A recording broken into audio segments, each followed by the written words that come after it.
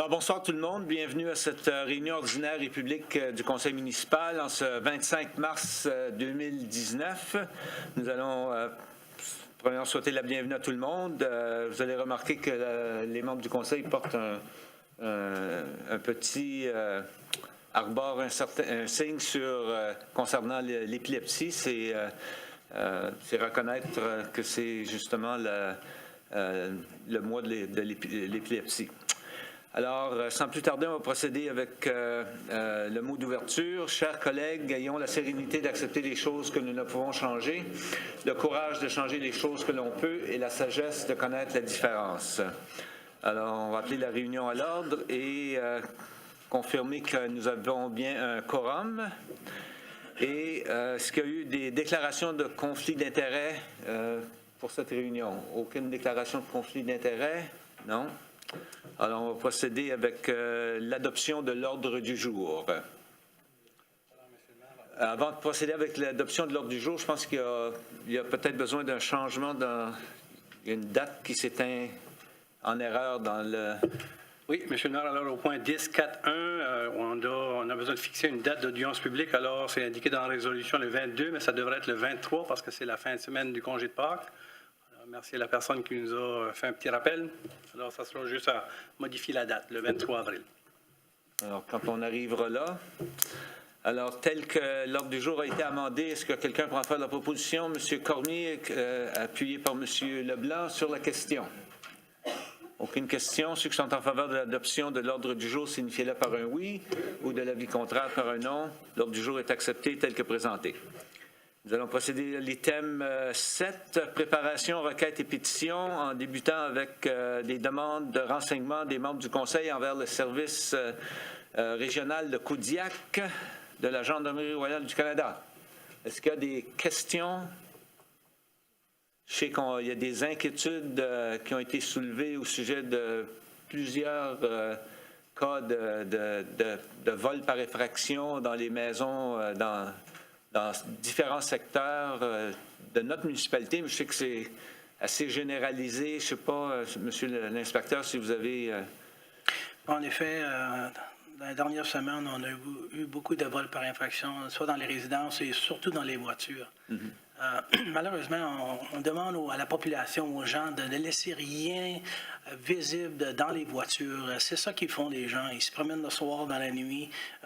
Premièrement, ils essayent les portes des voitures. Puis vous seriez bien surpris combien de gens qui laissent les portes débarrées, même avec les clés à l'intérieur. Sur ce, c'est quelque chose qu'on demande à la population. Barrez vos portes, ne restez rien sur le siège, dans l'avant ou en arrière, même une paire de lunettes à soleil. Des fois, ça peut être des lunettes à soleil qui sont très dispendieuses. Ils vont aller pour n'importe quoi. Ça, pour les décourager de vouloir briser même ils vont briser la fenêtre parce qu'ils ne sont pas gênés. Ceux qui veulent quelque chose, ils vont aller le chercher, mais s'ils voient qu'il n'y a rien dans la voiture, ils vont probablement aller à la prochaine voiture qui aura quelque chose à l'intérieur. Ça fait que ça, c'est quelque chose qu'on dit souvent à la population. Essayez de laisser rien visible pour ces gens-là. Okay. Merci. M. Alain, vous avez une question, un commentaire? Ouais, c'est plus qu'un commentaire. Je gardais mes notes de l'année passée, puis j'allais en parler à point numéro 13, mais je vais prendre juste le temps à point numéro 7, juste pour en parler. Je voulais en parler que... Je gardais mes notes de l'année passée, puis... Qu'est-ce que le sergent, c'est ça? Oh, l'inspecteur. L'inspecteur nous explique. Je me rappelle l'année passée qu'on a eu quelques demandes, puis il y a encore des gens qui m'ont demandé cette semaine. De raison de sécurité, ils veulent plus d'éclairage. Ils aimeraient avoir des lumières qui, sur le téléphone ou quelque chose, puis ils sont prêts à payer pour ça. Y a-t-il une manière, peut-être, M. le gérant, qu'on peut élaborer ou peut-être étudier, voir si... Il y aurait une option que s'il y a des individus qui veulent éclairer, avoir plus d'éclairage, puis pour des raisons sécuritaires, ça te fait plus en plus. On voit dans le milieu urbain que la lumière fait quand même est partie du paysage, puis on ne veut pas dans le milieu résidentiel, on veut de la lumière pour des raisons de sécurité. Il y a une manière qu'on peut peut-être étudier plus approfondi un programme d'éclairage qui... d'une manière ou d'une autre. Puis je le soulève juste, j'ai eu la question, ça fait 2-3 fois, dans les derniers mois, puis même durant la dernière année. Donc, je crois que c'est quelque chose, c'est quand même une option pour la sécurité, puis pour se sécuriser dans notre maison. Donc. Alors, oui, on a même déjà reçu dans le passé des demandes de résidents et résidentes qui souhaitaient peut-être avoir de l'éclairage de plus sur la rue. Alors, c'est possiblement pas la meilleure option parfois. Alors, c'est cas par cas. Alors, on invite les gens à nous contacter, puis on se ferait un plaisir de faire un regard sur la situation. Nos lumières de rue rencontrent les standards que la municipalité a mis en place. Alors, ça, c'est un élément. Je sais que depuis que les lumières sont LED, c'est une autre illumination le soir. Mais il y a possiblement d'autres alternatives pour les résidences parce que la situation, le défi n'est peut-être pas sur la rue, c'est peut-être plutôt à côté ou en arrière de la résidence. Parce que même quand on les voit de la rue, le problème est peut-être ailleurs sur la propriété. Alors, je dirais que ça serait plutôt cas par cas de voir comment on peut peut-être recommander ou suggérer aux résidents de mieux se protéger avec l'illumination, avec le mouvement. Là. Alors, s'il y a des gens qui vous contactent, les membres du conseil, qui nous appellent, puis on pourra probablement faire une considération. Et aussi, il y a des experts qui sont sur le marché, secteur privé, qui font des évaluations. Alors ça, c'est une autre alternative pour nos résidents et résidentes, parce que c'est pas juste les lumières de rue, parfois, qui est la solution à tous. Parfait, merci bien. Merci. Quelqu'un d'autre? Non? Alors, comme toujours, oui, excusez-moi, Si vous voulez, allez-y. je peux monsieur. partager Ouais. aussi, je ne sais pas si vous avez entendu aux médias qu'à partir du mois d'avril, les voitures au Nouveau-Brunswick n'auront plus besoin d'une plaque d'immatriculation en avant. C'est pour vous laisser savoir que ça va rentrer en vigueur très tôt. Là. Ça fait qu'on va seulement avec une plaque qui va être en arrière. Et puis aussi, si vous voulez, j'ai des statistiques du mois passé, mais c'est pour le grand Kodiak. C'est pas seulement pour Kodiak, pour Dieppe, mais si vous voulez, je peux le partager avec vous. Oui, certainement. Le mois passé, on a répondu au-dessus de 2335 appels. Avec ça, on a eu 2483 appels qui ont rentré au bureau, qui n'avaient pas vraiment besoin nécessairement d'un policier pour répondre à l'appel, mais c'est quand même un appel qui a dû être enquêté, mais par téléphone. On a eu 131 prisonniers le mois passé. Aussi, on fait des vérifications résidentielles pour les gens qui sont relâchés sous condition qu'ils doivent être à leur résidence d'une telle heure à une telle heure. Et puis, on a vérifié 131. Sur les 131, il y en a 4 qui n'étaient pas présents. Ça veut dire qu'ils ont été arrêtés et ils ont été reportés en avant du tribunal et pour avoir brisé leurs conditions. Excusez, j'ai une grippe. Nous avons donné 302 billets de contravention, mais ça peut être n'importe quoi. Ça peut être la vitesse, ça peut être des ceintures de sécurité, etc. Nous avons eu 142 accidents. Nous avons eu 20 qui étaient avec des blessés. Aucune personne n'a été tuée. Et puis, on a eu une arrestation pour faculté affaiblie. Je peux donner un petit bilan de ce qui s'est passé. Merci. De toute évidence, ça suscite d'autres questions. Monsieur Leblanc. Merci, M. le maire. Question ou précision de l'inspecteur Breton, c'est que je sais que la province nous dit qu'on n'est pas obligé d'avoir une plaque d'immatriculation en avant. Ben, je pense que la suggestion que vous suggérez, la GRC, c'est de le garder quand même. Oh non, je ne vous le suggère pas. Moi, je vous dis que c'est une nouvelle loi qui va... Oui, ben, c'est un nouvel règlement que la province a décidé. Je pense qu'il y a plusieurs autres provinces qui ont suivi, comme au Québec, par exemple. Il y a seulement une plaque en arrière, et puis il y a quelques autres provinces qui l'ont. Mais nous, ça devient en vigueur au mois d'avril. Fait qu'il n'y a pas grand-chose que nous, on peut faire, mais je voulais seulement vous faire part du... C'est juste pour clarification que ce n'est pas nécessaire, même si ça soit en vigueur. Si j'ai 2 plaques, je n'ai pas besoin d'enlever la plaque Je en ne avant. croirais pas, mais je pense qu'une fois que vous allez renouveler votre plaque pour une nouvelle voiture ou quelque chose de même, vous allez seulement en avoir une. Il n'y a personne qui nous a dit qu'il va falloir enlever la plaque dans la main ou que vous allez avoir un billet si vous l'avez. Je ne croirais pas que ça va arriver. Il y a des avantages aussi, plusieurs instances que c'est davantage d'avoir les 2 plaques. Décision est prise, malheureusement. Oui. Merci. Madame Arsenault. Merci, Monsieur le maire. Inspecteur Breton, je ne suis pas certaine si c'est la meilleure des solutions, enlever la plaque d'en avant, parce que moi, j'ai toujours cru que c'était plus sécuritaire en avoir deux, une en avant et une en arrière. De même, tu pouvais plus facilement vérifier la plaque d'immatriculation s'il y avait question pour quel que soit n'importe quoi la question. C'est juste que je me demande, c'était l'idée provinciale, c'était pas l'idée de la GRC d'enlever la plaque en avant. Non, nous, on n'a rien à faire là-dedans. Vraiment, c'est une Et décision. au point de vue sécurité, c'était vraiment un avantage, non? Mais c'est toujours mieux pour nous s'il y aurait deux plaques, mais c'est pas à nous de décider pourquoi qu'on n'a pas deux plaques. Ça, puis que je suis certain qu'il y a eu une étude qui a été faite pour qu'ils prennent leurs décisions, mais moi, je ne peux pas discuter les décisions qu'ils ont prises. La séparation de l'État et de Oui, la c'est ça, je justice. vois, là. C'est ça. Merci. OK. Merci. Monsieur Brideau, suivi de Monsieur Godette. Merci, M. le maire.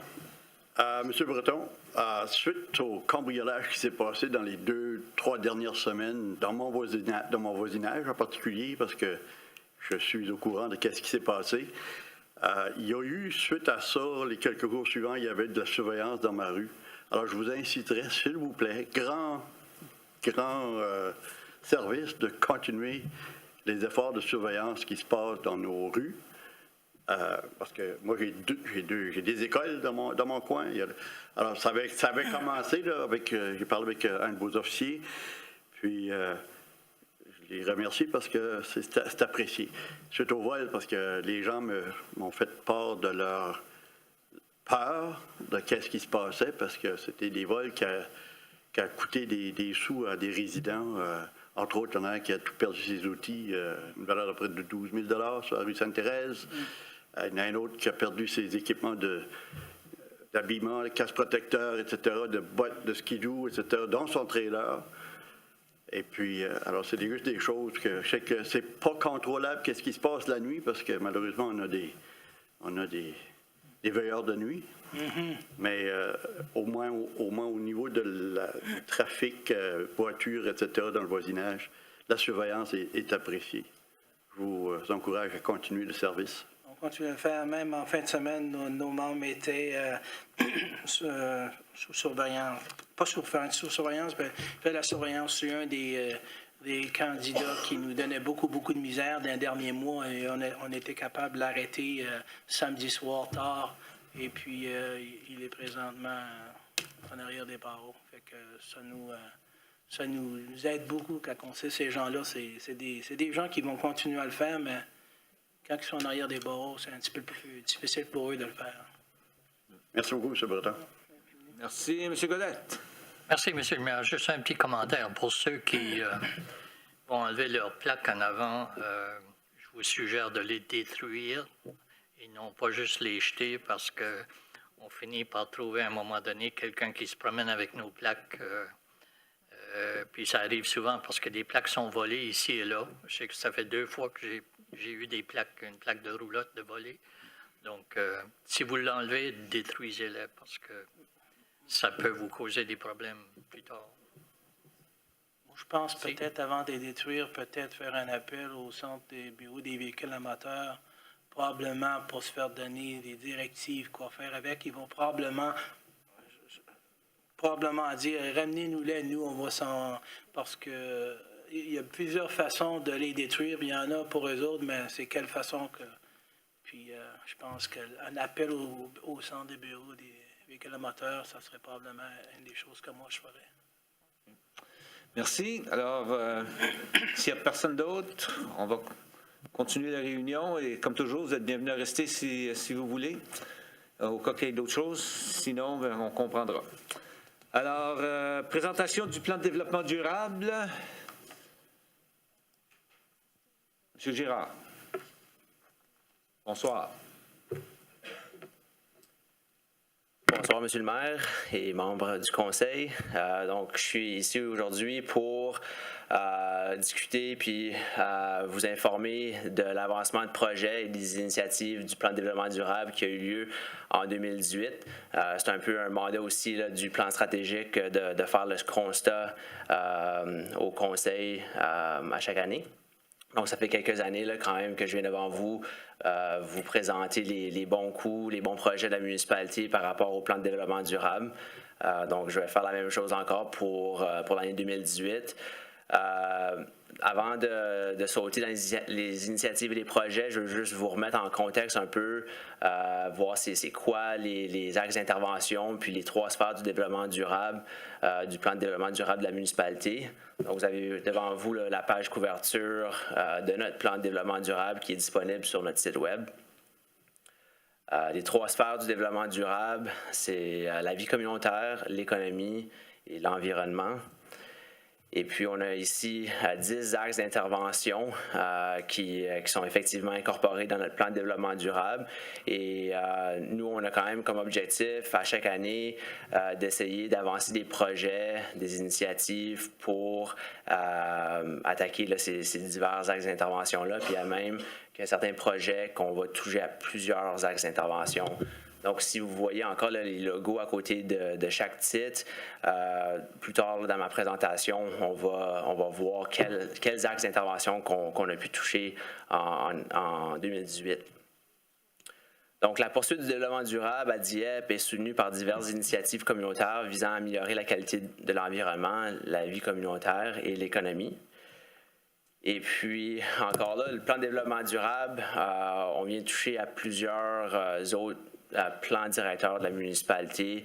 On vient appuyer ces divers plans-là, donc le plan stratégique de la municipalité, le plan de transport Destination 2040, le plan directeur des parcs et sentiers et plusieurs autres. Donc, la première initiative que j'aimerais parler, ça a le rapport avec le transport actif à l'intérieur de la municipalité, aussi notre plan de transport régional Destination 2040. Donc, en 2018, on a installé 3 bici-bornes. Ces bici-bornes, on les retrouve au marché de Dieppe, au parc Rotary et aussi le long du sentier Parc Riverain. On a aussi fait la mise à jour de notre carte de réseau de transport actif. Je vais essayer de l'illustrer devant vous. Donne-moi 2 secondes.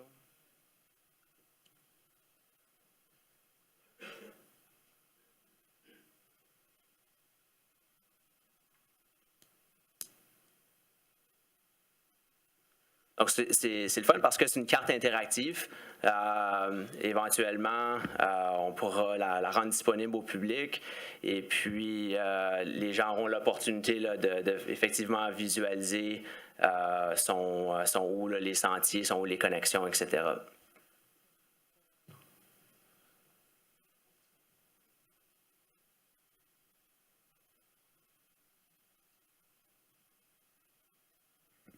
J'espère que ça va fonctionner.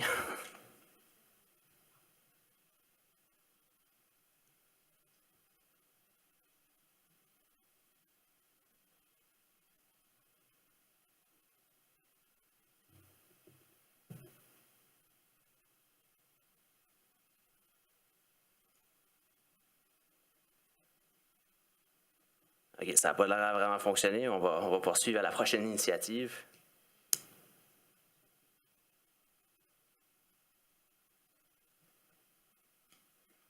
Donc, la prochaine initiative, ici, on adresse effectivement là, la question de gestion d'eau pluviale. C'est une initiative qu'on avait commencée en 2018 et effectivement complétée aussi en 2018. C'est un partenariat avec l'Université de Moncton.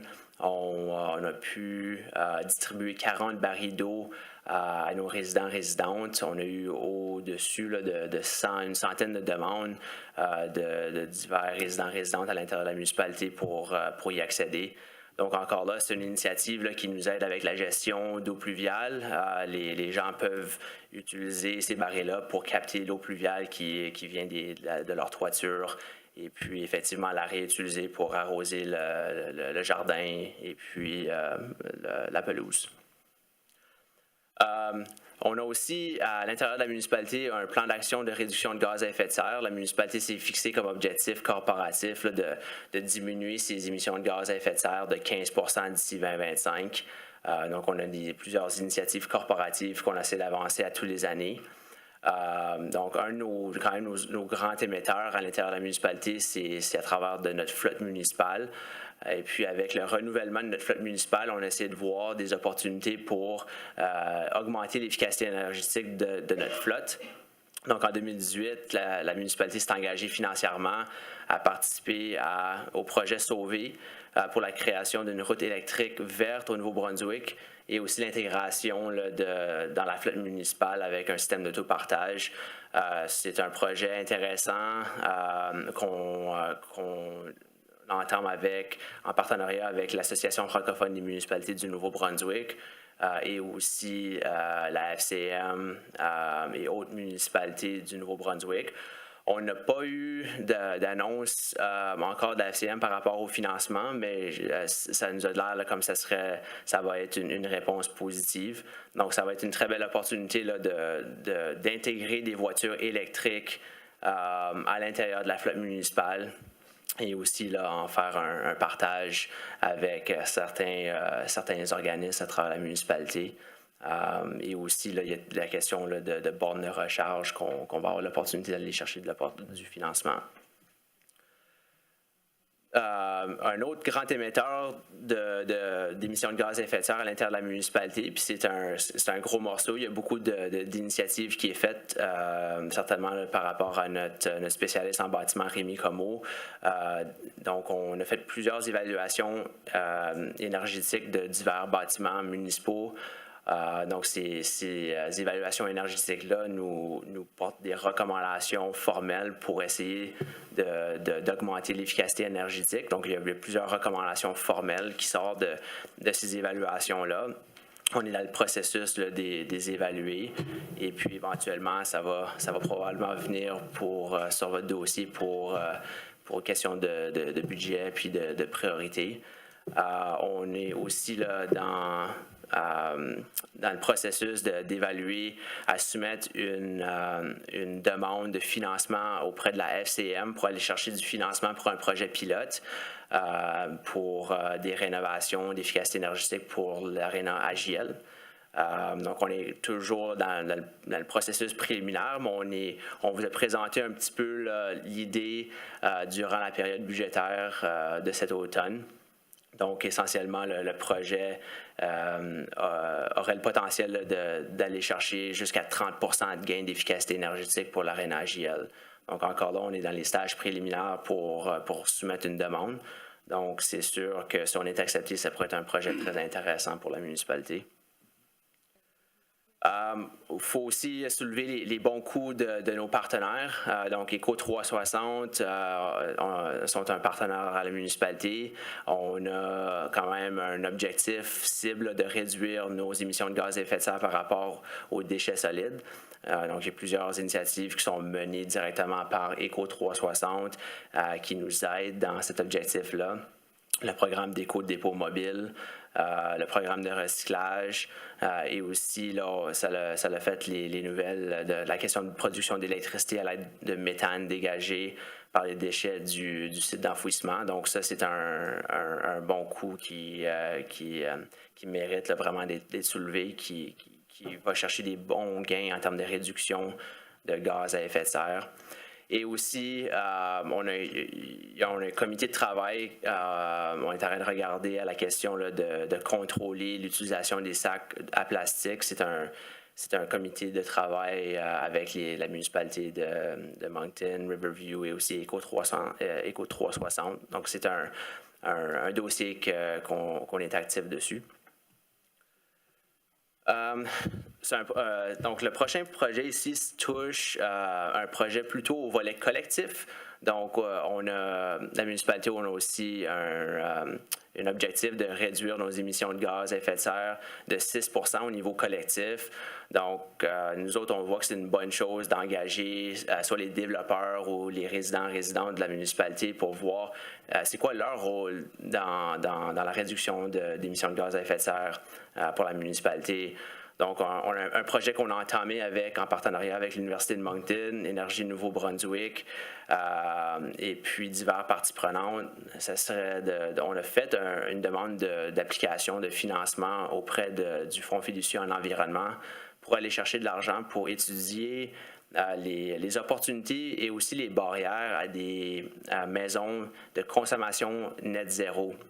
Donc, essentiellement, c'est des maisons qui consomment autant d'énergie qu'en produisent. Donc, une maison qui serait net zéro consommerait autant. Et puis, en termes de production d'électricité, on parle de panneaux solaires. Donc, on essaie de regarder pourquoi on n'en voit pas plus. Donc, le projet, essentiellement, on regarderait à avoir des entrevues avec les développeurs, avec les diverses associations professionnelles qui sont dans le domaine, les experts conseils, pour essayer là, de décortiquer les barrières et puis identifier des solutions. Et puis, on aimerait en arriver avec une solution finale, avoir un document qui pourrait être partagé au niveau de la province, qui essentiellement pourrait nous donner plusieurs solutions pour qu'on puisse les partager avec nos développeurs puis les résidents qui veulent s'engager à vraiment augmenter l'efficacité énergétique de leur maison et aussi commencer à même produire de l'énergie à travers de panneaux solaires, etc. Prochaine initiative, on parle ici de plantation d'arbres. Notre technicien en foresterie urbaine et puis son équipe travaillent toujours fort au cours de l'année de planter plusieurs arbres et puis aussi à travers des divers programmes de plantation d'arbres de la municipalité. On a pu planter 65 arbres à travers du programme de plantation communautaire, 21 avec le programme Un arbre pour la vie. On a aussi planté au-dessus de 200 semis sur des divers terrains municipaux et aussi on a donné 300 semis aux résidents au Festival de la jeunesse. On a aussi, au cours de l'année 2018, embauché un étudiant au bac de l'Université de Moncton, Marc-André Long, qui a étudié la possibilité de production d'électricité à travers d'énergie solaire, à travers de panneaux solaires. Donc, si vous regardez la carte à gauche, c'est essentiellement le territoire de la municipalité et on voit effectivement le potentiel de production d'énergie solaire. Donc, c'est une carte qui devient assez intéressante parce qu'on peut la diffuser, on peut la distribuer à des gens qui sont intéressés de se mettre des panneaux solaires sur leur toit, puis ça donne une certaine précision. On a aussi un expert conseil qui nous a donné un peu plus de détails par rapport au potentiel de production d'énergie solaire sur nos propres bâtiments. Donc, ils nous ont donné un petit peu, excuse mon anglicisme, un business case par rapport à quand est-ce qu'il serait une bonne opportunité d'en mettre, ce serait quoi notre retour sur l'investissement si on déciderait d'en mettre, tout dépendant de l'ampleur du projet puis sur quel bâtiment. Donc, on a cette information-là disponible. Encore là, ça reste à voir comment on veut poursuivre avec l'information. Le conseil a tout récemment adopté le guide d'aménagement du centre-ville, mais le gros du travail a été fait en 2018. La question là, de consultation avec le conseil, consultation avec le staff pour effectivement en venir avec un guide d'aménagement pour les emprises de la municipalité, pour comment améliorer l'emprise de rue. Donc, ça a été adopté effectivement en 2019, mais le travail a quand même été fait en 2018. Et puis, une grande partie de nos tâches, c'est aussi là, de sensibiliser les gens, de présenter nos bons coups à travers divers partenaires. Donc, on a aussi fait des présentations de notre plan de développement durable avec Énergie Nouveau-Brunswick. On a aussi présenté au congrès annuel de l'Association francophone des municipalités du Nouveau-Brunswick. On a présenté nos bons coups aussi à la province du Nouveau-Brunswick et aussi on a présenté notre guide d'aménagement puis aussi les bons coups qu'on fait dans notre centre-ville lors de l'Institut des urbanistes de l'Atlantique. Donc tout ça, ça nous donne l'opportunité de faire un peu de réseautage, de créer des partenariats. Parce que bien souvent, on a besoin de ces partenariats pour faire avancer les projets qu'on décide de prioriser. Donc, c'est ces opportunités-là qui sont importantes pour nous. Puis en termes de communication avec les résidents, sensibilisation, notre service de communication font aussi un gros travail par rapport aux publications Facebook, des tweets EcoDieppe avec le Dieppe Mag, les publications sur notre site web. Donc, encore là, c'est très important là, de faire en sorte qu'on communique nos bons coups puis aussi nos objectifs avec la population. Donc, juste ma dernière diapositive, juste un exemple de nos partenaires là, qu'on travaille avec pour faire avancer nos initiatives du plan de développement durable. Donc, ça conclut ma présentation pour les initiatives du plan de développement durable 2018. Merci, M. Girard. Question de la part des membres du Conseil. Aucune question? Moi, je veux vous remercier pour la présentation. Je pense que ça donne un bon coup d'œil sur toutes les différentes initiatives qui sont en place ici à la ville de Moncton. Je sais qu'il y a à la ville de Dieppe. Je m'en allais dans l'autre direction sur ma prochaine déclaration. C'est qu'il y a des municipalités telles nos voisins qui s'apprêtent à accepter, puis ça a été fait dans d'autres municipalités, à accepter ou passer des résolutions de crise climatique partout, mais moi je suis content de voir qu'on agit.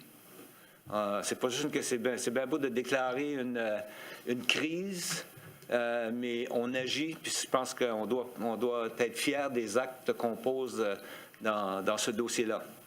Alors, j'espère que mes commentaires ne susciteront pas trop d'intérêt de la part de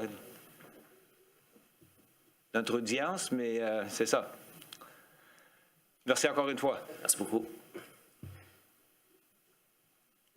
Prochain item, on a fini avec les présentations. Excusez-moi, à moins qu'il y ait des questions du public. Oui, monsieur. Absolument.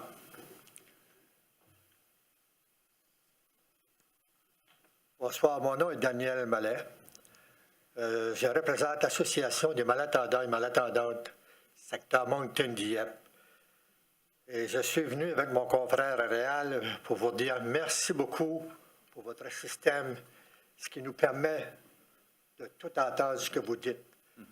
La première fois qu'on est venu au mois de mars, on a essayé le système, on a eu des problèmes avec.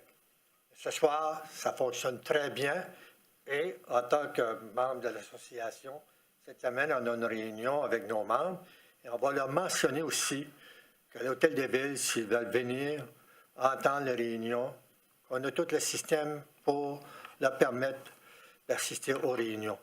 Je vous remercie beaucoup de votre attention.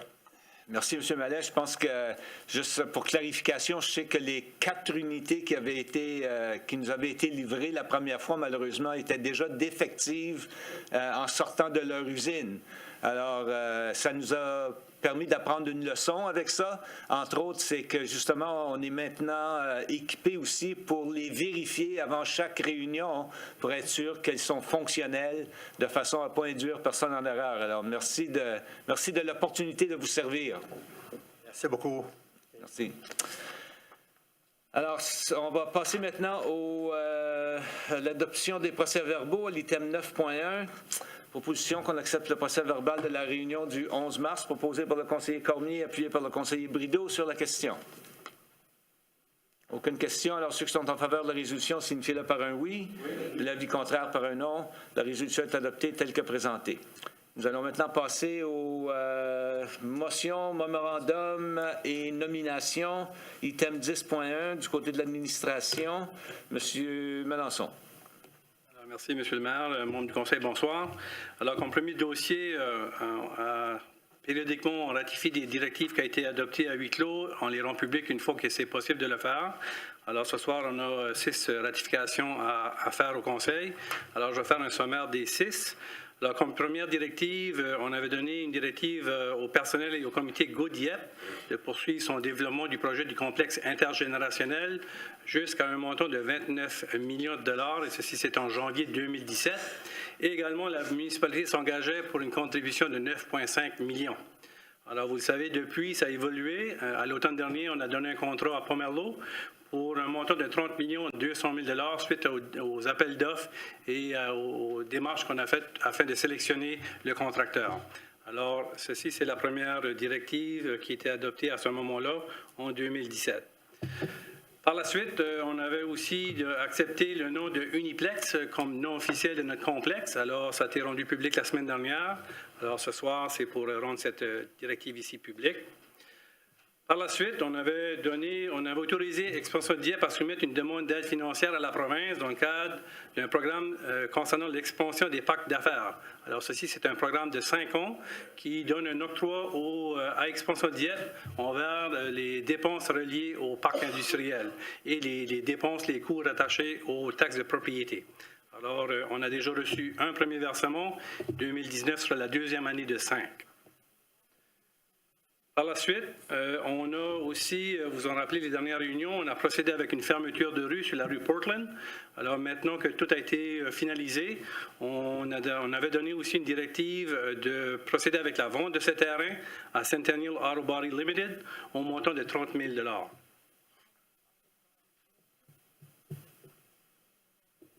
Par la suite, on a aussi donné une directive à Expansion Dieppe de procéder avec 2 nouveaux achats de propriétés au niveau de sociétés d'habitation du Nouveau-Brunswick. Alors, ce programme ici est en place depuis quelques années. Alors, on a identifié 2 propriétés qui sont stratégiques envers le développement de notre centre-ville phase 2. Alors, vous avez les NID qui seront identifiés. NID 00989848 et 701-29499. Et ce déboursé est un montant de 300 000 $ qui consiste à relocaliser 2 familles dans la communauté à Dieppe selon les standards établis par Société d'habitation Nouveau-Brunswick. Et la dernière, et non le moindre, on a ici des parcelles de terre. On a procédé avec la reconstruction d'avenue Virginia en 2016. Alors, on a finalisé les transactions d'achat de terrain. Alors, ici, on rend cette résolution, cette directive ici publique. Et c'est pour formaliser que ce projet-là est complet. Tous les achats de terrain sont finalisés et les dossiers sont clos. Merci. Alors, on va procéder maintenant avec la lecture de la résolution par Mme Arsenault. Merci, Monsieur le maire. Que le Conseil ratifie la directive adoptée lors des réunions du Conseil tenues à huis clos portant sur les sujets suivants. Numéro 1, complexe communautaire intergénérationnel, coût du projet. Numéro 2, complexe communautaire intergénérationnel, dénomination. Numéro 3, financement à long terme, expansion du parc industriel de Dieppe. Numéro 4, vente de terrain vacant NID 70609-250, rue Portland.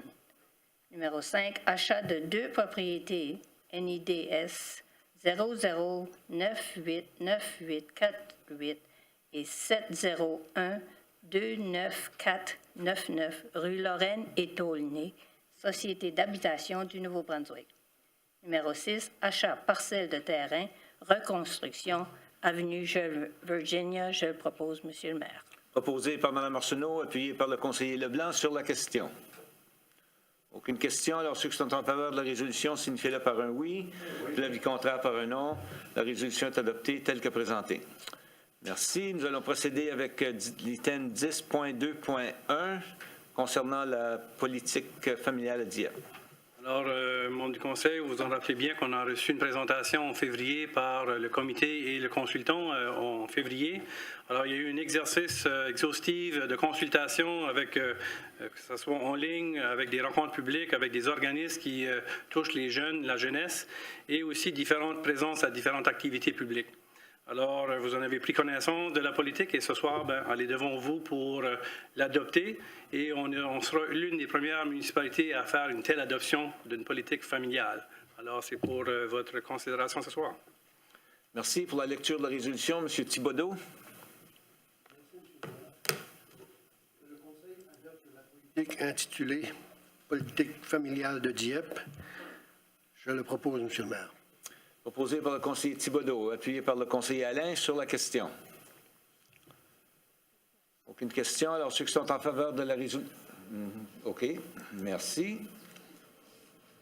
Oui, M. le maire. Oui, ce serait concernant, j'aurais des questions pour la politique, puis peut-être juste dans son ensemble, parce que je regarde les... J'aurais aimé voir dans la politique comme telle sur le comité les axes prioritaires et les enjeux. On ne cible pas la partie, je sais qu'il y a famille, mais il y a la partie aînée, des aînés. Puis je me ferais voir si, ça peut-être pas besoin d'être maintenant, mais à considérer, à regarder à toute l'intégration et l'implication intergénérationnelle dans notre politique même, donc comme un axe principal. On regarde à ça peut-être pour le futur ou à la prochaine révision, On en prend note. si possible. Peut-être qu'il y a une réponse, M. le maire, je ne sais pas. Y a-t-il une réponse qui vient à la question ou... On va l'évaluer. On va regarder ça. Merci. Merci. Merci, excellente observation. Alors, autre question? Aucune autre question? Alors, ceux qui sont en faveur de la résolution, signifiez-le par un oui. Oui. L'avis contraire par un non. Et la résolution est adoptée telle que présentée et nous allons évidemment agir sur la question qui a été soulevée. 10.3, expansion d'IEP. Monsieur Monlançon. Oh, excusez-moi, 10.2.2, des stationnements supplémentaires. Oui, j'étais préparé pour un, alors... Alors ici, membre du Conseil, vous avez devant vous une recommandation de procéder avec l'agrandissement du terrain de stationnement du complexe. Alors, suite à l'adoption du contrat, il était clairement indiqué que c'était pour 200 places. Alors, plus que le projet évoluait, plus qu'on regardait les opportunités qui pouvaient s'agencer au projet, et aussi avec le coût de pouvoir ajouter d'autres stationnements dans le futur, il a été évalué par le personnel et on recommande au Conseil de procéder immédiatement avec le contrat actuel d'ajouter 100 stationnements de plus, un minimum de 100 stationnements, au coût de 333 482 $ plus TVH, pour que le total du contrat soit maintenant mis à jour à 30 523 482 000.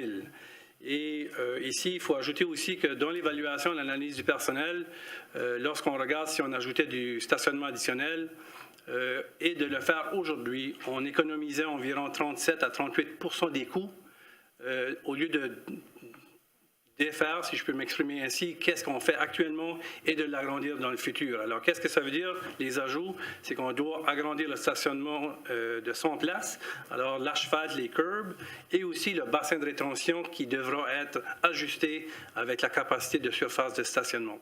Alors, tout ça, dans l'analyse, nous a permis de voir qu'il y avait un bénéfice de le faire immédiatement et aussi qu'on pourrait mieux répondre à la demande des besoins de stationnement pour l'activité qui se déroule au complexe Uniplex. Alors, c'est pour votre considération et s'il y a des questions plus spécifiques, mais le personnel est ici pour y répondre. OK. Pour la lecture de la résolution, M. Leblanc. Merci, M. le maire. Que le Conseil autorise un ajout au contrat avec Pomerleau incorporé en vue de l'agrandissement du terrain de stationnement du complexe communautaire intergénérationnel de 100 places supplémentaires au coût additionnel estimé de 333 482 $ plus TVH pour une nouvelle somme totale de 30 523 482 $ plus TVH. Que le Conseil autorise en plus un transfert budgétaire d'une somme de 333 482 $ plus TVH du compte numéro 1-2-85-97-5945, transfert au Fonds de réserve des mobilisations générales, au compte numéro 7-4-20-12-8920, Fonds de réserve des mobilisations générales. Je vous le propose, Monsieur le maire. Alors, proposé par le conseiller Leblanc, appuyé par le conseiller Brideau sur la question. Sur la question, M. Alain. Merci beaucoup, M. le maire. Plus un commentaire que d'autres. En fin de semaine, il y a un individu qui lit nos agendas qui sont postés par le service de communication sur l'Internet. Et j'ai eu la question en fin de semaine sur ce dossier. Je veux juste faire sûr que les gens de Dieppe réalisent que c'est un bon coup d'ange, comme on pourrait dire, qu'est-ce qu'on fait aujourd'hui. C'est un projet de l'heure pour nous, c'est un projet qu'on veut faire sûr, comme conseil, et je crois que les employés aussi, on veut donner un bon produit. Et en fin de semaine, c'est la fin de semaine des championnats. On l'a vu partout au Nouveau-Brunswick. Et juste pour peut-être faire le point, au centre AJL, tout de suite, il y a 200 parkings existants. tout de suite, en fin de semaine, c'était plein. C'était plein à, je peux vous dire, samedi après-midi, lorsqu'il y avait des parties de les grandes rivalités entre Memramcook et Dieppe, le parking était plein craqué. Tout de suite, le dimanche, on a eu de la difficulté à stationner à IGL. Donc, lorsqu'on voit que 200 parkings existants, puis on va l'amener à 300 à la nouvelle arena, au centre Uniplex, c'est une bonne raison. Je trouve que c'est vraiment qu'on est proactif sur la question. Oui, il y a un extra 300 000, mais c'est à 300 000, qui est moins que 1% du projet qui va augmenter. Donc, on va faire sûr qu'on le fait d'une manière proactive et de manière pour le résident, on cherche à économiser aussi. Donc, Monsieur le maire, je voulais juste souligner ça. Je m'ai fait demander la question en fin de semaine par un individu à Grand-Diepois. Donc, je lui réponds ce soir. Merci beaucoup, Monsieur le maire. Merci, M. Alain. Madame Leboutier. Oui, Monsieur le maire, je me demandais si, comme la motion qui est là, qui est présentée, est-ce qu'on a demandé ou étudié le fait que la construction aurait pu se faire en 2 phases, c'est-à-dire tout ce qui doit être fait, le plan de rétention d'eau, à part l'asphalte et les courbes qu'on pourrait avoir, parce que c'est vraiment la phase finale. Fait qu'on est au début d'un projet. Et puis, est-ce que ça a été étudié, le coût comme tel, dans 2 phases, en 2 temps? Est-ce que vous parlez, juste pour bien comprendre la question, conseillère Leboutillier, de construire les temps de rétention et de la surface asphaltée, de faire les 2 séparés? Oui. Alors, la municipalité a adopté, il y a déjà 7 ans, M. Babin, qu'on devait adopter le Zero Net. Alors, ceci, ça veut dire que l'eau de surface, l'écoulement de l'eau de surface, si on fait de la construction, il doit y avoir 0 débit qui va ailleurs. Alors, il faut contrôler l'eau de surface. Et le moyen que la municipalité a mis en place, c'est par des bassins de rétention. Alors, en construisant un stationnement de 100 places additionnelles, cette eau de surface-là doit être gérée. Alors, pour faire cette construction-là, on doit avoir le bassin de rétention qui a la capacité de faire cette gestion-là. Alors, un va avec l'autre, on ne peut pas le faire séparément. Oui, excusez-moi, ma question est peut-être plus pointillée de ce genre. C'est le coût, la motion tout de suite, c'est faire tout au complet au début du projet. Okay? Ça fait qu'on nous demande de voter de 333 000 au début, maintenant. Moi, je me demandais si on avait étudié l'alternative de quel était le coût de construction sans le pavé et la finition comme telle. Juste de faire la surface Oui. Pour le 300 places, sans le pavé exactement. Et si tout le projet va bien, le projet serait à compléter, budget et tout, que la prochaine étape serait de finaliser en deuxième partie avec le pavé. On peut poser la question, mais il faut aussi établir qu'on a des standards de stationnement au niveau d'aménagement dans la municipalité. Alors, lorsqu'on fait un stationnement et on exige le secteur privé à faire la même chose, de faire un stationnement terminé, alors la surface, ça c'est au niveau de planification, mais on peut quand même poser la question, voir si l'évaluation a été faite, d'avoir la surface en gravier et le reste serait fait plus tard. Monsieur Bourque. Monsieur Bourque. Il faudrait regarder tous les détails du projet, incluant le 200 stationnements original. Le projet se fait en 5 phases. Toute la partie d'excavation se fait maintenant. Même que la base du stationnement, le 200, et avec l'autorisation ce soir, on va pouvoir poursuivre. La base du 100 stationnements additionnels serait faite maintenant. C'est fait au fur et à mesure. C'est sûr et certain que l'asphaltage de tous les 300 stationnements, l'éclairage et tout ça se fait plus tard dans le projet, dans les dernières phases de finition. Mais je ne peux pas vous dire spécifiquement sur le 333 000 quelle partie est l'asphalte qui sera fait plus tard, mais définitivement, on parle de la base, on parle du drainage, on parle aussi de l'éclairage qui va être impliqué dans le stationnement. Et ensuite, en termes de finition, il va y avoir l'asphalte et les bordures et tout ça. Mais tout se fait par phase. C'est sûr, tout de suite, en donnant l'autorisation maintenant, partie de l'économie des coûts versus le faire plus tard, c'est qu'ils sont dans le design, ils sont sur l'appontage du terrain, tous les niveaux de sol et ainsi de suite se fait tout maintenant.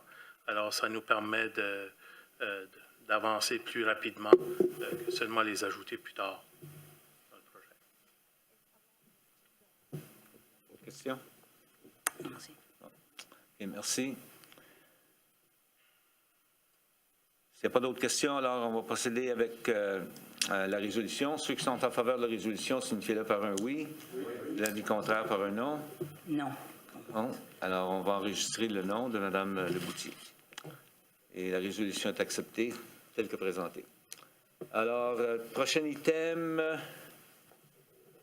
10.3, expansion Dieppe. Alors, en mai 2018, on avait procédé également à ce moment-là d'acheter des propriétés au niveau d'habitation Nouveau-Brunswick, 3 propriétés. Ici, c'est pour faire une correction. Un des NID qui était dans la résolution à ce moment était le 00989848. Mais ça devrait être le NID 701-29416. Alors, pour fin de correction et d'assurer que tout est conforme, c'est juste de faire la correction et on va finaliser les documents par la suite. Et alors, pour la lecture de la résolution, M. Godette. 10.3.1, oui. Merci, M. le maire. Que la résolution intitulée Ratification de directive d'achat propriété située sur les rues Lorraine et Dubois et adoptée lors de la réunion ordinaire du Conseil tenue le 14 mai 2018 soit abrogée et remplacée par ce qui suit. Que le Conseil accepte de débourser jusqu'à 450 000 $ à Expansion Dieppe en vue de l'acquisition des biens fondés identifiés sous les NID 701-29-341, 701-29-416 et 701-29-424 et situés sur les rues Lorraine et Dubois de la Société d'habitation du Nouveau-Brunswick et autorise que cette dépense soit prélevée sur le compte numéro 3-3-35-58-7622, budget d'immobilisation générale, achat de terrain. Que le Conseil autorise un transfert budgétaire d'une somme de 300 000 $ du compte numéro 7-4-20-12-89-20, Fonds de réserve d'immobilisation générale, au compte numéro 3-3-35-58-7622, budget d'immobilisation générale, achat de terrain. Je fais la proposition. Proposé par le conseiller Godette, appuyé par le conseiller Cormier sur la question. Sur la question, M. Leblanc. Merci, M. le maire. Pour clarification, ce n'est pas des nouveaux achats, c'est des achats qu'on a déjà acquis dans le passé. Oui, c'est juste la NID qui était le... Qui devait être corrigé pour, juste pour la ligne. fin de Merci. clarification. Merci. S'il n'y a pas d'autres questions, ceux qui sont en faveur de la résolution, signifiez-le par un oui. De l'avis contraire par un non. Alors, la résolution 10.3.1 est adoptée telle que présentée. 10.4, planification et développement. Alors, on est demandé d'apporter des modifications à l'arrêté Z832 qui est de fixer une audience publique le 23 avril prochain. Alors, le personnel juge que c'est des changements assez significatifs. La demande de projet est d'aménager deux édifices de 24 unités. Alors, on demande d'avoir une présentation et les gens pourront soumettre des commentaires ou des objections lors de cette présentation. Et là, je vois que j'ai dit une erreur. Monsieur Frenette, si vous pouvez... Non, pas de problème. Premièrement, au lieu du 23 avril, c'est le 22 avril. Puis... C'est le lundi, un congé de Pâques, alors on va faire ça le 23. Okay. Puis la deuxième erreur, c'est pas 2 blocs appartements de 24 unités. C'est à l'heure actuelle, il y a eu un rezonage en 2013 pour 2 blocs de 24 unités. La demande est un bloc appartement de 6 étages pour 83 unités. Donc, étant donné qu'on modifie substantiellement la demande initiale, on doit le modifier. Donc. Merci, M. Frenette. Merci pour la clarification. Pour la lecture de la résolution, M. Thibodeau. Merci, M. le maire. que le Conseil fixe une audience publique le 23 avril 2019 à 19h à l'Hôtel de Ville de Dieppe en vue d'entendre les objections relativement aux modifications proposées à la résolution et aux conditions liées à l'arrêté de zonage Z-8-32 enregistré au bureau d'enregistrement sous le numéro 33280067 le 5 novembre 2013 relatif au terrain portant le NID 70474176 est situé sur la rue Lafayette, et que le Conseil demande l'avis écrit du comité consultatif en matière d'urbanisme et prolonge le délai prévu sous l'article 110, parenthèse 3 de la loi sur l'urbanisme au 27 mai 2019. Je le propose, M. le maire. Proposé par le conseiller Thibodeau, appuyé par Mme Arsenault sur la question. Aucune question. Alors, ceux qui sont en faveur de la résolution signifient par un oui. De l'avis contraire, par un non. Et la résolution est adoptée. Nous avons tous hâte de recevoir la recommandation. Merci. Prochain item du côté des travaux publics, adjudication de marché. Monsieur Melançon. Alors, on est arrivé à cette période de l'année, alors on commence à en subir un peu. Alors, pour essayer d'apaiser un peu la souffrance, on a ici devant vous une recommandation au niveau de patching, Dexter Construction Company Limited, pour un montant de 514 350 Ici, nous avons, après un appel d'offres, nous avons reçu 4 propositions. Alors, celle recommandée, c'est un peu au-dessus de notre recommandation. Après vérification avec nos villes avoisinantes, c'est un peu dans le même niveau de marché. Alors, on recommande de procéder avec ce contrat et d'entamer dès que la météo et le dégel sera terminé. Merci. Pour la lecture de la résolution, M. Alain. Merci beaucoup, M. le maire. Que le Conseil adjuge le marché visant le projet intitulé Réparation d'Alcheval 2019 au soumissionnaire le moins-disant, soit Dexter Construction Company Limited, au coût de 500 014 350 plus TVH et autorise que cette dépense soit prélevée sur le compte du budget de fonctionnement général et du budget de fonctionnement de services d'eau et égouts énumérés dans le mémorandum relatif à ce projet en date du 12 mars 2019. Je vous le propose, M. le maire. Proposé par le conseiller Alain, puis par le conseiller Cormier sur la question. Aucune question. Alors, ceux qui sont en faveur de la résolution signifient par un oui. Oui. De l'avis contraire, par un non. La résolution est adoptée telle que présentée. 11.1. Arrêté C8 autorisant la Ville de Dieppe de fermer de manière permanente l'avenue Portland. Nous allons procéder avec la lecture dans son intégralité. Alors, qui veut se lancer? Mme Leboutier. Dans son intégralité. Arrêté numéro C28, arrêté autorisant la Ville de Dieppe à fermer de manière permanente l'avenue Portland. Le Conseil municipal de la Ville de Dieppe, EDIS, attendu que l'article 10.1 PI2 fois de la loi sur la gouvernance locale, chapitre 28 des lois du Nouveau-Brunswick 2017, autorise le Conseil municipal à prendre des arrêtés à des fins municipales concernant la fermeture et l'ouverture permanente et temporaire des chemins, des rues et des routes. Attendu que la fermeture de l'avenue Portland, telle que démontrée à l'annexe A ci-jointe, vise à favoriser le bien-être économique de la collectivité, à ces causes, il est résolu qu'à compter de la date d'adoption et d'édiction du présent arrêté, la rue publique mentionnée dans le présent arrêté et indiquée à l'annexe A soit fermée de manière permanente. Je lis toute première lecture le 28. Faut-tu que je lise ça? C'est ça. Non. Alors, proposé en... Propose, monsieur le maire. Lecture dans son intégralité, proposée par la conseillère Leboutier et appuyée par le conseiller Brideau sur la question. Aucune question. Ceux qui sont en faveur de la résolution signifient-le par un oui ou de l'avis contraire par un non. La résolution est adoptée, l'arrêté est adopté en lecture dans son intégralité. Excusez. Et nous allons procéder maintenant avec la troisième lecture par titre seulement, Mme Leboutier. Monsieur le maire. Arrêté numéro C28, arrêté autorisant la Ville de Dieppe à fermer de manière permanente l'avenue Portland. Je vous le propose par titre seulement, Monsieur le maire. Merci. Proposé en troisième lecture par Mme Leboutier, appuyé par le conseiller Brideau, si je me rappelle bien.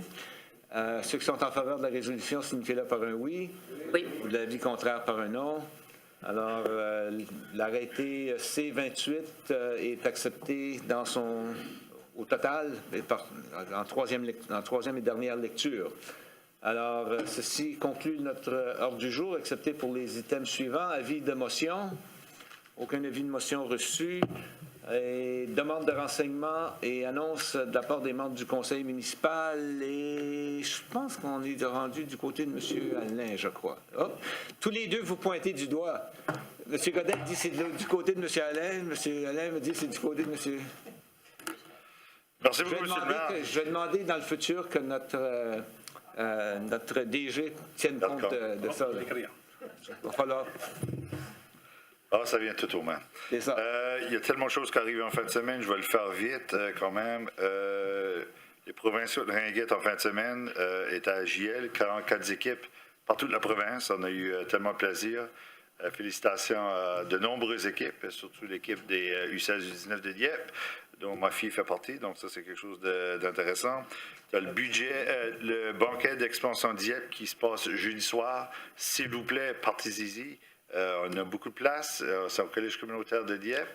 Il n'y a plus de billets, c'est vendu. C'est complet. On est complet. C'est encore meilleur. Parfait.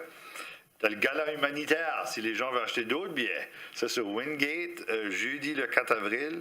S'il vous plaît, venez en grand nombre. Il y a un groupe d'étudiants qui s'en vont à Haïti et on va certainement les épauler.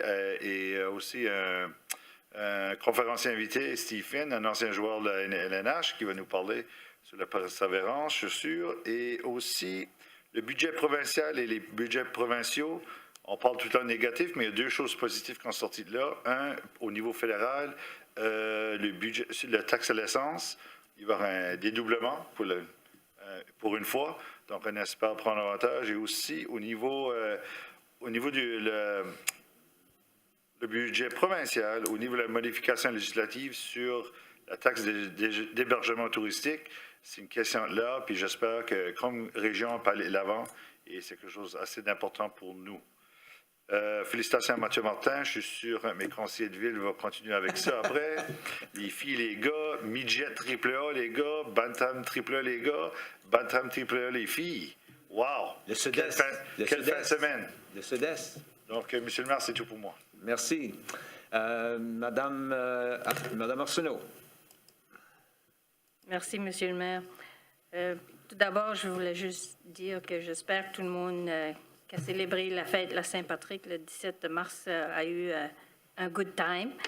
Puis aussi, je voulais juste souligner la présence ce soir de M. Réal Légère puis Daniel Mallet, qui sont les deux représentants de l'Association des malentendants de la région.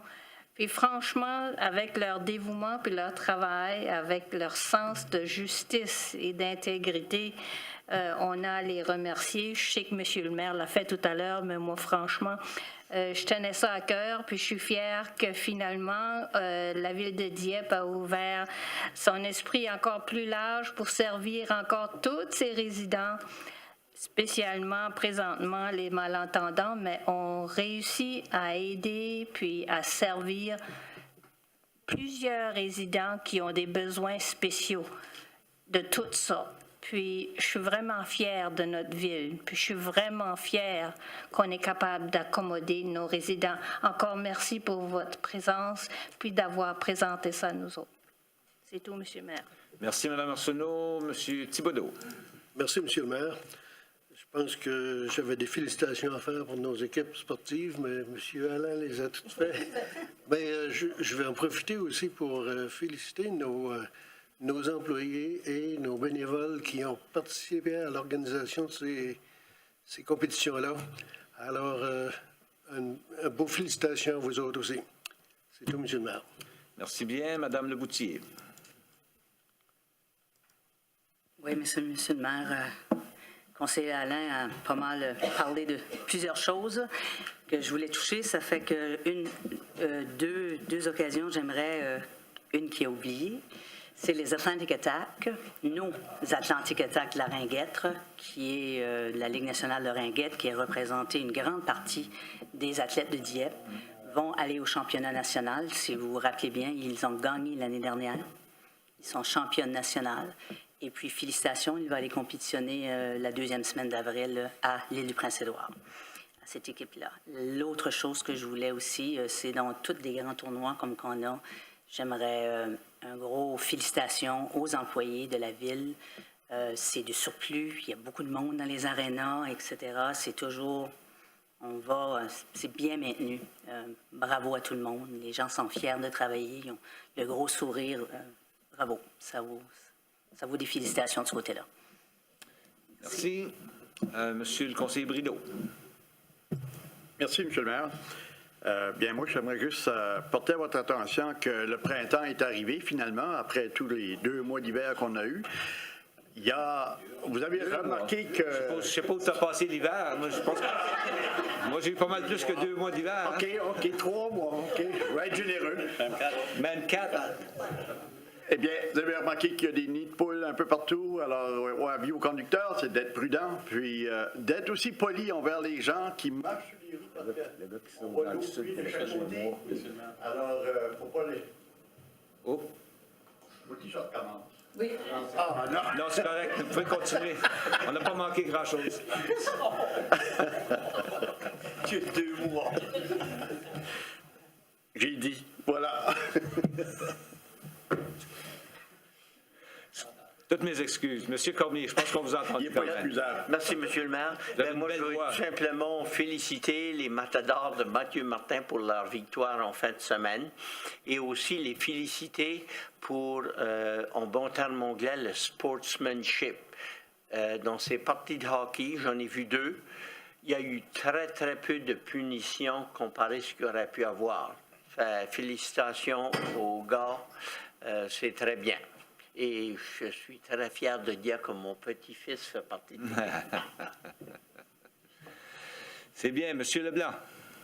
Merci, M. le maire. Puisque nos citoyens et citoyennes sont toujours prêts à donner un coup de main lorsque ça arrive, le temps du bénévolat, une nouvelle opportunité s'est produite du comité de parade de Noël. Nous sommes à la recherche d'un ou une bénévole pour siéger comme juge pour représenter la ville de Dieppe lors de la parade pour juger les chars allégoriques. Alors, si on n'a pas d'intérêt tout de suite, c'est pas le temps de penser de parade de Noël, mais ça va venir quand même assez vite. Vous pouvez me contacter personnellement ou faire appel à la ville, puis donner votre nom, puis on va passer à la sélection. Puis sinon, on va recommencer de nouveau à l'automne. Merci, M. le maire. Merci, M. Leblanc. M. Golette. Merci, M. le maire. J'ai 2 points. Le premier point, c'est que j'aimerais rappeler aux citoyens que le webcam de la ville est rendu situé sur le site de construction de Uniplex, maintenant, qu'on appelle. Pour les amateurs qui veulent suivre la construction de l'édifice, on peut le voir 24 heures par jour si vous n'avez rien d'autre à faire. Deuxième point, c'est un point qui m'a été soulevé la semaine passée, c'est concernant le côté artistique de la ville. À l'entrée de la ville se trouve avoir une sculpture qui date de je ne sais pas combien d'années, à côté du... 1999. 1999. Première question était, est-ce qu'on l'entretient, cette chose-là? Qu'est-ce qu'on va faire avec? Parce que semble-t-il que ça rouille et que c'est pas tellement beau comme attraction à l'entrée de notre ville. Ça, c'est la première question. Deuxième question, c'est concernant notre mur de livres de l'édifice, c'est-à-dire la peinture qui se trouve du côté ouest de l'hôtel de ville. Pour combien longtemps ça va être là? Est-ce qu'il y a des plans futurs pour l'enlever ou est-ce que c'est là en permanence? Ça, c'est les 2 questions que j'ai du côté artistique cette semaine. Merci, M. le maire. Merci. M. Melançon, lequel vous voulez? On va aller avec la première. On va aller en ordre de questions. Alors, oui, ça a été aménagé dans le cadre du sommet de la francophonie en 1999. Alors, c'est un volet culturel qui avait été mis en place. Et c'était une Madame Collins, si je me rappelle bien. C'est bien ça. Alors, c'est les portes françaises qui sont le thème de cette œuvre. Et je le dis comme vous l'avez mentionné, la rouille fait partie de l'œuvre. Alors, on a des discussions avec l'artiste pour voir peut-être changer l'œuvre, d'avoir quelque chose de nouveau. Alors, on a eu des discussions il y a déjà quelques mois, mais pour le moment, c'est là que les discussions sont rendues. Mais ça fait partie de l'œuvre que vous voyez aujourd'hui, puis l'évolution du temps augmentait la rouille et tous les éléments naturels qui s'apposaient sur le métal. Alors, je ne peux pas être plus artistique que cela, c'est ma limite pour aujourd'hui sur ce côté-là. Pour la deuxième question, Les livres, oui, sur le mur, excusez. Inspire. Alors, Soyez inspirés. le festival Inspire aménagé sur l'Hôtel de Ville et selon moi, c'est là en permanence parce que ça ne s'enlève pas sur le briquelet. Alors, la simple chose qui pourrait se faire dans le futur, c'est si on veut repeinturer quelque chose d'autre. Mais pour le moment, c'est là en permanence. Merci. Alors, moi, de mon côté, je voudrais remercier le personnel pour avoir déjà commencé à peinturer les lignes, particulièrement sur les routes majeures, parce que c'était pas mal difficile de se trouver pour un bout de temps sur les lignes. Alors, merci pour ce travail-là. Ça aide beaucoup. Je voudrais souligner la visite au cours de la dernière semaine de M.